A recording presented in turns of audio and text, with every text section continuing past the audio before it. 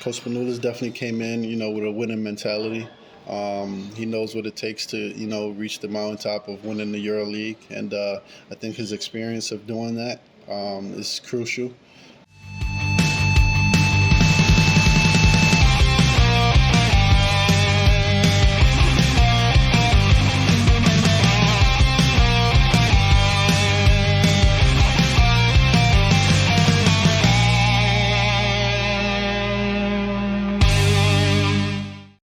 So you were born in New York, and we know that basketball is like a religion for that city. So how would you explain to a European fan what does basketball mean for the city of New York? Yeah, so growing up in New York City, inner city, like a lot of inner cities in the U.S., there's a lot of basketball courts, outdoor basketball courts. So that's where I picked up the game of basketball, on the outdoor court, playing with some friends and trying to get on the court with older guys. And but it's basketball's everywhere. Basketball's everywhere. I live maybe 25 minutes from Madison Square Garden. There's a famous basketball court called Rucker Park, which was 2 minutes away from my house. So basketball, it's in your blood growing up in New York. It's part of the culture, I For guess. sure. Yeah. Yeah. And speaking of New York, specifically of Brooklyn, you're a big fan of Joe Johnson, if I'm not wrong. So what is it about him that, caught you up so much and made you a fan of him? Yeah, so when Joe Johnson, he played for the Atlanta Hawks, I was just, I was a big basketball fan. So just watching his game, I really liked his pace and how he could shoot and create his own shot. And then I felt like he did a lot on the court. Similar to my game, I try to model a little bit, just, trying to be a Swiss Army knife, do a lot of things on the court to be successful type of guy. So Joe Johnson was a big influence on the way I watched basketball growing up. What was the moment in which you realized that Europe was the right place for you to start your professional career, and what was your approach to that decision? Yeah, so maybe for me, unlike other guys, I didn't have a lot of knowledge on like European basketball and domestic leagues and EuroLeague and Champions League and stuff like that. But when I came out of college, which was 2020, it was COVID year. So during COVID year, a lot of things shut down. We were playing in the NCAA tournament, but that got cut short. So I was home 6 months, quarantine. Everybody, like the whole world was. So after that, we got a call to go play some basketball in Europe, and I just jumped at the opportunity, and it landed me in Lavrio, Greece, which was my first year, and I think it turned out good for me. Yeah. And did you celebrate signing your first major contract in Europe? How did you celebrate it? I was just excited to go out and hoop, man. It was maybe, it was a good starting point for me. Lavrio is a club with some unique fan base, and they really support their team a lot, and they're more like a family feel, and they brought me in, and they took care of me that 1 year I was there, and we happened to play really well, made it to the championship, and I think it helped my career. Yeah, and you already said that you didn't really know so much about European basketball, and I know that Quinton Osley was like a guide for you. Right. So, what did he teach you? How did he help you to adapt more to Europe? Yeah, so growing up in Harlem, Quentin Hosley, he's also from there. He watched me play a lot, and just wanted to help some of the young guys in the neighborhood, try to reach their goals of playing professional basketball, or even just going to college and playing basketball. So me and him, we talked a lot, and he helped me, set up a plan on what I should do for high school, and then leading on to college and stuff like that. So once I got to college, though, everything was already automated, so I already had a plan for myself and stuff like that. But I think he was a big influence on those beginning years of high school, Okay. middle school basketball. Yeah. And then in 2021, you signed with Panathinaikos, but it was just a very brief experience, I would say. Right. What was it that went wrong with that, and what do you recollect from Panathinaikos period? What went wrong? I don't think anything went wrong. I signed, I think, a 2-year deal. But the coach, I think, that signed me left the team, and the new coach that came in, I think he wanted to bring his own guys and his own people. So I think they wanted to, I think, loan me out or something like that. But I think that wasn't the agreement. So I think we just ended up, parting ways mutually. And once we parted ways, I think that's when Monaco called, and I jumped at the opportunity. Yeah, and I think we can say that today you're almost like the perfect prototype of basketball player, in the sense that you're a forward, but you're so versatile. You can play different positions on the court. You're very good both offensively and defensively. So you were saying that before, you're like a Swiss knife army. I mean, where does this ability comes from? Being so good on both ends. I think a little bit of the guard aspect comes from, growing up in New York City. And I hit a major growth spurt in high school.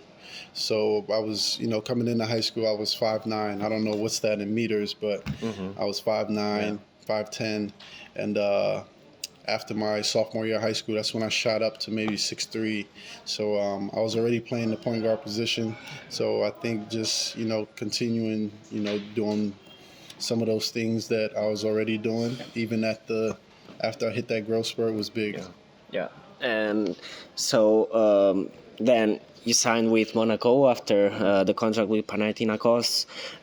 If you had to describe what it's like being in Monaco, both in terms of how the club manages the players, how they treat you, and both in terms of the level of pressure that you feel every day, what would you say? When I think for Monaco, when I first got there, it was a team, trying to make a name for themselves in the EuroLeague and, on that big stage. And I think progressively, I think we've done that. Throughout the years, we made to the playoffs every year, Final Four one year. So I think we're, right there knocking on the door of that next step of, making to the Final Four, going to the championship, and ultimately winning it.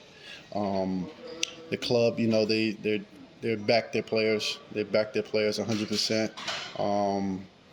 They believe in, they believe in the players, and they put a team together that, can compete at this level. So that's always good to have. And then the support and fan base around the club, our fans, the city of Monaco, they're all, behind us. And I think when you have a small club like that, but everybody's behind and for the ultimate goal, I think it's important. You're not just playing for yourself; you're playing for that country. So it's huge. Yeah, and as you were saying, Monaco was trying to make a name for itself, for the club, and for sure Sasa Obradovic was a fundamental figure in this process, because with him you were like a permanent contender, almost like every year. Yeah. So what do you think was his secret, and what's your relationship with him? I think Sasha came in to the club. He helped it tremendously, as you can see, results-wise. I think we won 2 French league titles and made it to the Final Four one year, and then I think playoffs the 2 years. So he's definitely helped it on and off the court. He helped my game grow as well. Came in, I think I was 22, 23 years old, and for those 3 years, I grew as a basketball player, continuing to know what a professional is and how to go about my day-to-day and how to be prepared as a professional basketball player. I think that was huge instrumental on what he tried to teach me in my game.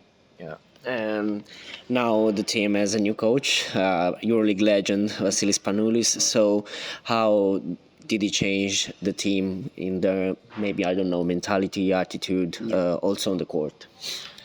Yeah, I think Coach Spanoulis definitely came in, with a winning mentality. He knows what it takes to, reach the mountaintop of winning the EuroLeague, and I think his experience of doing that is crucial. And I think he's a really, he's a player's coach. All the guys gravitate towards him, and he's going to teach you some life lessons, and at the same time, coach you hard and make sure you're on top of your thing. So I think he's been a obsessional addition to this club. One of the things that he changed on the court, I think it was going smaller. So, for example, Obradovic liked to even start in the game. I mean, most of the time starting the games with two big men, Mateo Yunus and JTA maybe. And now Spanoulis prefers to go smaller with two on the four or Jaron Blossom game. So, how did it affect your game on both ends? I think, for me, I think with both coaches, I've played, different positions and different roles. So, just adapting to that. I think playing the small ball with Coach Spanoulis is, helped us play faster. And, with a lot of guards, it just happens, you get more assists because, there's more guards and stuff like that that handle the ball. So you play faster. And then with Obradovic, I think we rebounded more or something like that.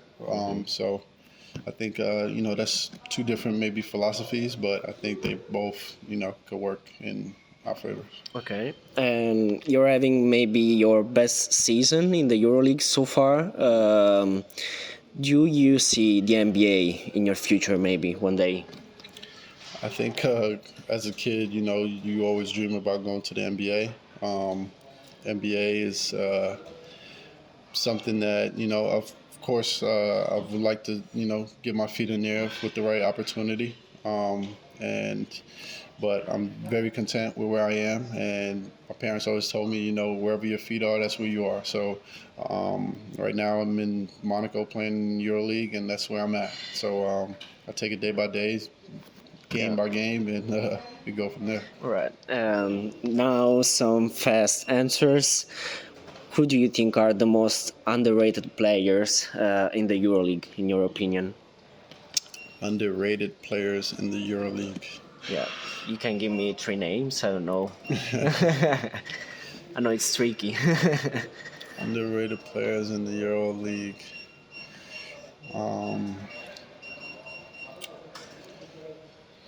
I think a guy like Bonzi Colston. Yeah. I think he's a really good player who doesn't maybe get the accolades maybe he, should have. Really good player. In a way, it's maybe similar to you in some ways. For sure. Underrated. I might just name, guys in my position. I don't know. A guy like Shaquille McKissick, maybe. He does a lot for that team. He's like a spark plug. You could plug him in anywhere, and he's going, come in, and you know what you're going to get from him. So I think that's good. And who is the toughest player to defend outside of your team? Because I know that in your team there's Mike James, Helio Kobo, and all those people. Toughest guy to defend outside of my team.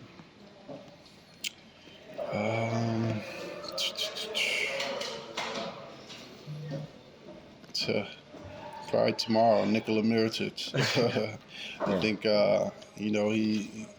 he's grown in the game that he's had throughout the years, and throughout the years I've played against him, it's always been a battle. I think he's really good at what he does, and I think he's a really tough matchup.